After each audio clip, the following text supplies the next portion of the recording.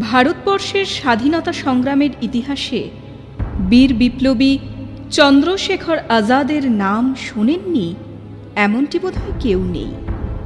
একজন কঠোর বিদ্রোহী ছিলেন তিনি। তার পুরো নাম ছিল চন্দ্রশেখর তিওয়ারি। আজাদ ছিল তার নিজস্ব সংযোজন, কারণ ভারতের আজাদির লড়াইয়ে তিনি নিজেকে খুব প্রথম থেকেই মনে প্রাণে আহুতি দিয়েছিলেন। ব্রিটিশ বিরোধী লড়াইয়ে যখন তিনি পুলিশের বেষ্টনীতে আবদ্ধ হন, তখন নিজের বন্দুক নিজের ওপর তাক করেই আত্মঘাতী হন। ব্রিটিশ পুলিশ আজাদের উগ্রতাকে এতটাই ভয় করত যে বন্দুকের গুলিতে আত্মঘাতী হওয়ার পরও খুব সহজে তার কাছে যাওয়া সম্ভব হয়নি। বেশ কিছুক্ষণ অপেক্ষা করে তার মৃত্যু নিশ্চিত হয়েছে জেনে কাছে গিয়েছিল। এহেন একজন অসমসাহসী বীর ও কঠোরমতি বিদ্রোহীর হৃদয়খানি কত নরম ছিল, সেই অজানা সত্যের একটি নাটকীয় প্রতিবেদন।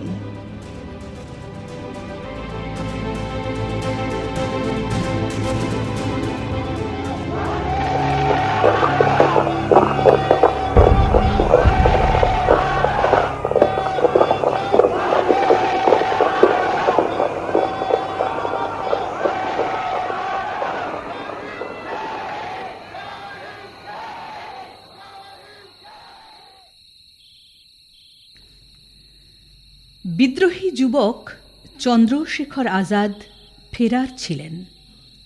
ব্রিটিশ সরকার তাকে ধরার জন্য নগদ ৫,০০০ টাকা পুরস্কার ঘোষণা করেছিলেন, কিন্তু আজাদ পুলিশের হাতে ধরাই পড়েননি। কোনো রকমভাবে পালিয়ে বেড়াতে বেড়াতে বেড়াতে একদিন একটি ঘরের সামনে এসে কড়া নাড়েন।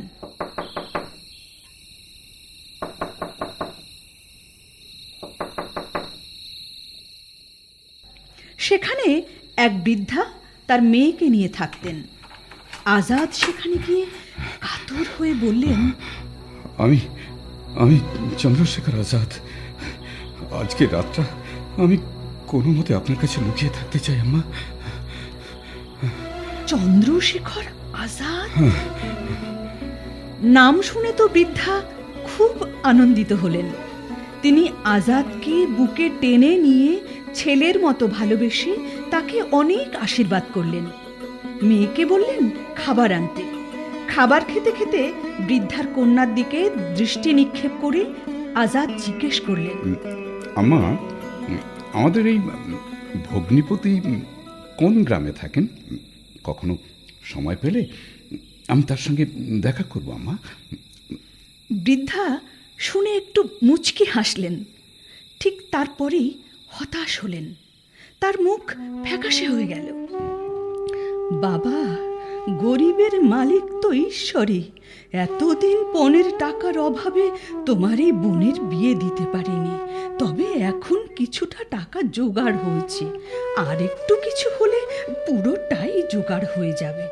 তখন তোমার এই বোনের বিয়ে দেব। আর বেঁচে থাকলে কখনো না কখনো তোমার ভগ্নিপতির সঙ্গে দেখা করিয়ে দেব বাবা। আম্মা, সরকার আমার গ্রেপ্তারির জন্য ৫,০০০ টাকা পুরস্কার ঘোষণা করেছেন, আর আমার কাছে আরো ৫,০০০ টাকা আছে। আমাকে পুলিশের হাতে ধরিয়ে দিন আম্মা। পুলিশ? হ্যাঁ, তাহলে আপনি পুরস্কারের যে টাকাটা পাবেন আর তার সঙ্গে আমার এই ৫,০০০ টাকা যোগ করে ধুমধাম করে বোনের বিয়ের ব্যবস্থা করে ফেলবেন। এতে আপনি অনেকটা হালকা হয়ে যাবেন, আর আমিও খুব খুব খুশি হব আম্মা। বাবা, ৫,০০০ কেন, ৫,০০,০০০ টাকা দিলেও আমি এই রকম বেইমানি করতে পারবো না বাবা। তুমি তো ভারতের বীর সন্তান। তোমাকে তো আমি ছেলের মতো দেখেছি। ভগবান সবার কথা শোনেন, আমার কথা নিশ্চয়ই শুনবেন। এই পর্যন্ত বলে বৃদ্ধা আজাদের জন্য বিছানা তৈরি করে দিলেন এবং নিজে মেয়ের সঙ্গে অন্য ঘরে শুতে গেলেন।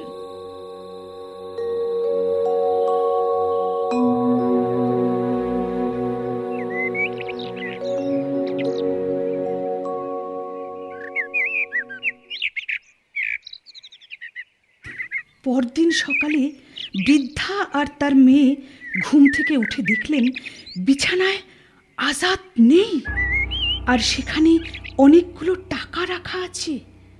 পাশে বৃদ্ধার নামে লেখা একটি ছোট্ট চিঠি। চিঠিটি চন্দ্রশেখর আজাদের। তাতে লেখা, আদরণীয় আম্মাজি, সশ্রদ্ধ প্রণাম। চুপচাপ চলে যাওয়ার জন্য আমাকে ক্ষমা করবেন। আপনি আমার প্রস্তাব গ্রহণ করেননি, সেটা আপনার মর্জি। কিন্তু এখন তো আর আপনার মর্জি নয়, আপনার ছেলের মর্জি মতো চলতে হবে। আমার কাছে রাখা কিছু টাকা এই চিঠির সঙ্গে আমি রেখে গেলাম। আপনি যত শীঘ্র পারেন আমার বোনের বিয়ের ব্যবস্থা করবেন। ইচ্ছে তো আছে আম্মা, আমার ইচ্ছা আছে যে সেই বিয়েতে আমিও বোনের পাশে এসে দাঁড়াই। কিন্তু আমি জানি না আম্মা, আমি কোথায় থাকব। অথচ এক ফেরার ভাই তার নিজের বোনের জন্য আর কি বা করতে পারে আম্মা? তবে ভাগ্যে যদি থাকে তাহলে ভগ্নিপতির সঙ্গে দেখা আমার হবেই, আর বোনকেও আমি তখন খুব খুব আশীর্বাদ করতে পারবো। আপাতত বোনের জন্য এইটুকু আশীর্বাদ আমি রেখে গেলাম। সূর্যের আলো ফোটার আগেই আমাকে আমাকে আজাদ ভারতের খোঁজে এক এক লম্বা সফর করতে হবে আম্মা, এক এক লম্বা সফর। ইতি আপনার ছেলে চন্দ্রশেখর আজাদ। दिल फिदा करते हैं, कुर्बान जिगर करते हैं, पास जो कुछ भी है वो माता की नजर करते हैं। अधियारा दूर किया करते हैं, रह रह कर हमको भी पाला था माँ बाप ने दुख सह सह कर। पर अब दीवार पर नजर रखते हैं, खाने वीरान को देखिए घर करता है।